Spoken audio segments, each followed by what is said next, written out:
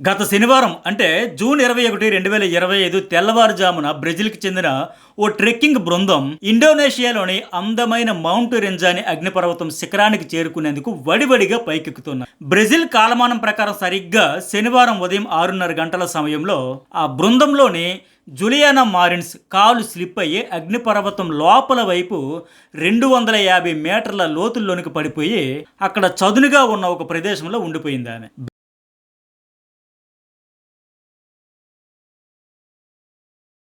బ్రెజిల్కి చెందిన 26 ఏళ్ల జులియానా మారిన్స్ ఫేమస్ పబ్లిసిస్ట్, ప్రముఖ సోషల్ మీడియా సెలబ్రిటీ, అలాగే ఇన్ఫ్లుయెన్సర్. ఆమెకు ఇన్స్టా సహా సోషల్ మీడియా అకౌంట్లలో 1.5 మిలియన్లకు పైగా ఫాలోవర్స్ ఉన్నారు. ఆమె ఒక పబ్లిసిస్ట్. ట్రెక్కింగ్ సమయంలో దట్టమైన పొగమంచు ఉండడం, మరోవైపు పర్వతం పైన అగ్నిపర్వతం యొక్క బూడిద పేరుకుపోయి ఉండడం, కాలు స్లిప్ అవుతూ ఉండడం జరుగుతూ ఉంటాయి. కానీ నిత్యం పదుల సంఖ్యలో దేశ విదేశాల నుంచి ఈ మౌంట్ రెంజాని పర్వతారోహణకు వస్తూనే ఉంటారు. వాళ్ళంతా కూడా తెల్లవారుజామునే తమ శిఖరాగ్ర ప్రయాణం ఆరంభిస్తూ ఉంటారు. అలాగే ఈ జులియానా మారిన్స్ ఫ్రెండ్స్ అండ్ ట్రెక్కింగ్ బృందంతో తెల్లవారుజామునే ట్రెక్కింగ్ మొదలుపెట్టింది. కాకపోతే అనుకోని ప్రమాదం జరిగింది.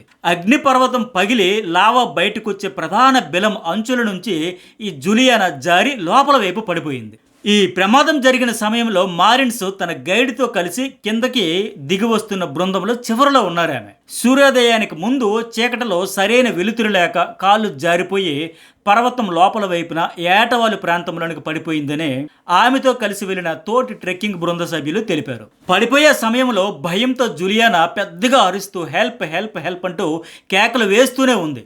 ఆ టైంలో ఆమెతో పాటు ట్రెక్కింగ్ చేస్తున్న మిగతా వాళ్లకు శనివారం మొత్తం ఆ అరుపులు వినిపిస్తూనే ఉన్నాయి. దాంతో వాళ్ళు రెస్క్యూ టీంకు సమాచారం ఇవ్వడంతో వాళ్ళు వచ్చి పరిశీలించారు. వాళ్ళకి కూడా ఈ బాధితురాలు అరుపులు వినిపించాయని మౌంట్ రెంజానా పార్క్ అధికారులు ధృవీకరించారు. కానీ ఆమెను వెంటనే కాపాడడానికి వీలులేని పరిస్థితి. పూర్తిగా పొగమంచుతో కప్పేయడంతో పాటు అగ్నిపర్వతం లోపల వైపు కావడంతో మొత్తం బూడిదతో నిండి ఉంది. పైగా జులియానా పడిన ప్రదేశంలోని బూడిద పెద్ద ఎత్తున పేరుకుపోయింది. ఆమె ఆ బూడిదలో కొంత భాగం కూరుకుపోయింది. చివరికి డ్రోన్ పంపించి ఆమె పరిస్థితి ఏంటనేది అధికారులు అంచనా వేశారు. శనివారం డ్రోన్ పంపించే టైంలో స్పష్టంగా ఆమె బతికే ఉన్నట్టు విజువల్ ఎవిడెన్స్ దొరికింది. ఆమె పడిన ప్రదేశం కూడా ఏటవాలుగా ఉండడంతో కిందకు జారిపోయే ప్రమాదం ఉందని అధికారులు గుర్తించారు అప్పుడే. అందుకే ఆ టైంలో ఆమె తీవ్రమైన షాక్లో ఉన్న సేఫ్గానే ఉన్నారు. పాపం డ్రోన్ ఆమె దగ్గరికి వెళ్ళినప్పుడు కూడా ఆ డ్రోన్ను చూసి ఆమె రక్షించమంటూ హెల్ప్ హెల్ప్ హెల్ప్ అంటూ వేడుకోవడం కనిపించిందని ఇండోనేషియా రెస్క్యూ టీం వెల్లడించింది. 250 అడుగుల లోతులో మొదట పడిపోయిన జులియానా బతికి ఉండడానికి ఏకైక కారణం అప్పటికే ఆమె పడిన ప్రదేశంలో అగ్నిపర్వతానికి చెందిన బూడిద ఉండడమే. ఆ బూడిదలో పడడం వల్లే ఆమె ప్రాణాలతో ఉండగలిగింది. లేదంటే 250 అడుగులంటే 76 మీటర్లు, అంటే మన భాషలో చెప్పాలంటే 5 అంతస్తుల అపార్ట్మెంట్ అంత ఎత్తు. అదే ఒకవేళ రాతి పర్వతం అయితే స్పాట్లోనే ప్రాణాలు పోయే ప్రమాదం ఉంది.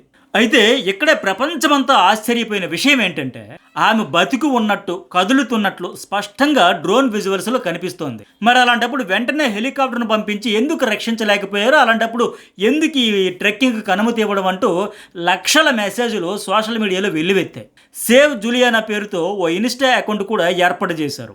ఆమెను ఎలాగైనా కాపాడాలని కోరుతూ సోషల్ మీడియాలో లక్షల రిక్వెస్టులు పోస్ట్ చేశారు. ఆమె క్షేమంగా బయటపడాలని ప్రార్థించారు. రెస్క్యూ కోసం రిక్వెస్ట్ చేస్తూ ఇండోనేషియా ప్రభుత్వానికి లక్షల మెసేజ్లు అయితే పెట్టారు. బట్ మనం అనుకున్నంత తేలిగ్గా అక్కడ పరిస్థితి లేదని ఇండోనేషియా అధికారులు చెబుతున్నారు. ఇదేమంటే It was decided to evacuate the victim on Wednesday morning at 06 Deer. Hi friends, నా పేరు సతీష్. జర్నలిస్ట్గా మెయిన్ స్ట్రీమ్ మీడియాలో 15 ఏళ్ల అనుభవం ఉంది.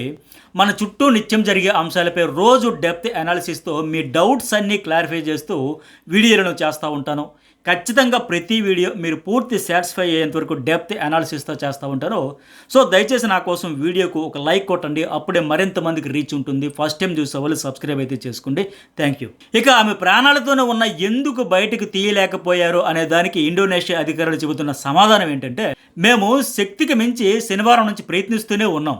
ఆమె 250 నుంచి 300 మీటర్ల లోతులో ఉన్నట్లు ఆ రోజే గుర్తించి ఈ రెస్క్యూ బృందాలు లోపలికి డ్రోన్స్తో దిగాయి. బట్ మా వాళ్ళు అక్కడికి వెళ్ళేసరికి ఆమె అక్కడ లేదు. అంటే ఆమె క్రమంగా అలా కిందకి జారిపోతుంది. ఆ బూడిదలో కిందకు కూరుకుపోయింది. మేము 300 మీటర్లు అంటే 984 అడుగుల లోతులకు వెళ్ళేసరికి ఆమె అక్కడ కనిపించలేదు.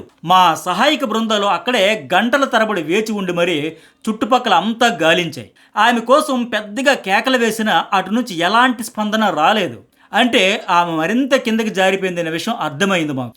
దీంతో శనివారం రాత్రికి ఏమీ చేయలేక పైకి వచ్చేసాం అంటూ ఇప్పుడు search and rescue office head Mohammad Hariyadi వెల్లడించారు. పైగా ఈయన మరో ముఖ్యమైన విషయం కూడా చెప్పారు. అదేమంటే వాళ్ళు శనివారం రాత్రి వరకు వెతికినా కనిపించకపోవడంతో ఆ మరుసటి రోజు థర్మల్ డ్రోన్లు, పర్వతారోహణ గేర్లు, అట్లాగే హెలికాప్టర్లను సైతం ఆమెను వెతికి తీసేందుకు వినియోగించినట్లు ఆయన ప్రకటించారు. బట్ అక్కడ ఆమె పడిపోయిన ప్రదేశంలో వాతావరణం ఏమాత్రం అనుకూలంగా లేకపోవడంతో పాటు ఆమె పడి ఉన్న ప్రదేశం చాలా నిటారుగా ఉన్న భూభాగం కావడం, దట్టమైన పొగమంచు పగట సమయంలో కమ్ముకొని ఉండడంతో తాము ఏమీ చేయలేని పరిస్థితులు నెలకొన్నాయని ఆయన చెప్పుకొచ్చారు. అయినా తమ ప్రయత్నాలన్నీ తీవ్రంగా చేశామని ఆయన చెప్పుకొచ్చారు. వాళ్ళు చాలా పవర్ఫుల్ కెమెరాలున్న థర్మల్ డ్రోన్లను వాడి ఆమె పరిస్థితి ఏంటనేది మరుసటి రోజు ఆదివారం కూడా తీవ్రంగా గాలించగా ఎట్టకేలకు సోమవారం ఆమెను వాళ్ళు 1600 అడుగుల లోతుల్లో జారిపోయి ఉండడాన్ని గుర్తించారు. ఆమె ఏకంగా 1600 అడుగుల లోతులో ఎలాంటి కదలికలు లేకుండా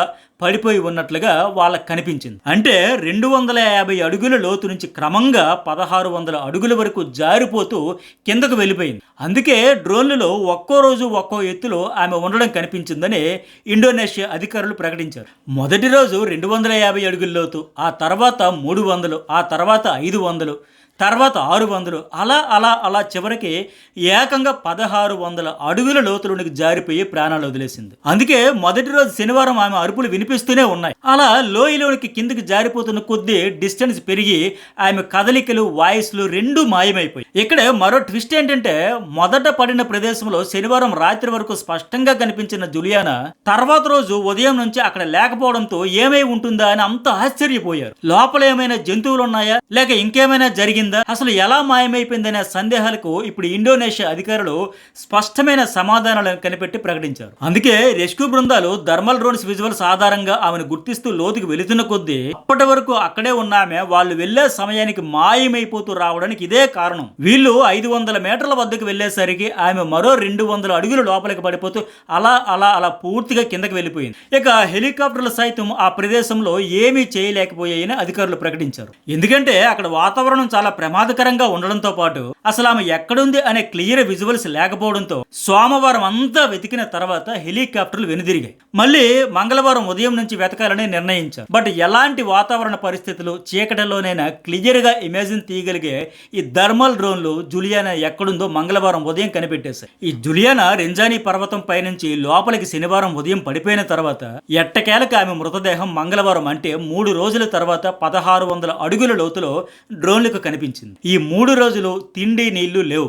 ఆమె పైనుంచి పడిపోవడంతో శరీరంలో ఎక్కడ దెబ్బలు తగిలాయో కూడా తెలియని పరిస్థితి. అందుకే పాపం చలికి వణుకుతూ కనీసం కప్పుకునే దుస్తులు సైతం సరైనవి లేక ఆకలితో అరిచి అరిచి హెల్ప్ చేయమని కోరి కోరి చివరికి ఆమె ప్రాణాలు వదిలేసిందని అధికారులు, కుటుంబ సభ్యులు కూడా ధృవీకరించారు. Indonesia national search and rescue agency బృందాలు జులియానా మృతదేహాన్ని అత్యంత కష్టమైన పరిస్థితుల్లో వెలికితీశాయి. అప్పటికేమో పూర్తిగా బూడిదలో కూరుకుపోయే స్థితిలో ఉండటంతో వెలుపలికి తేవడం చాలా కష్టమైందని అధికారులు ప్రకటించారు. బాలిలోని డెన్పాసార్లో శవ పరీక్షను నిర్వహించేందుకు ఏర్పాట్లు చేశారు. అయితే ఈ అందమైన మౌంట్ రెంజానీ పర్వతం ఇండోనేషియాలోనే రెండో ఎత్తైన అగ్నిపర్వతం. దీని ఎత్తు 3700 మీటర్ల కంటే ఎక్కువ, అంటే 12224 అడుగుల కంటే ఎక్కువ ఎత్తు అన్నమాట. ఆ పర్వతం పైకి వెళ్లడం ఓ సాహస కృత్యంగా పర్వతారోహకులు భావిస్తూ ఉంటారు.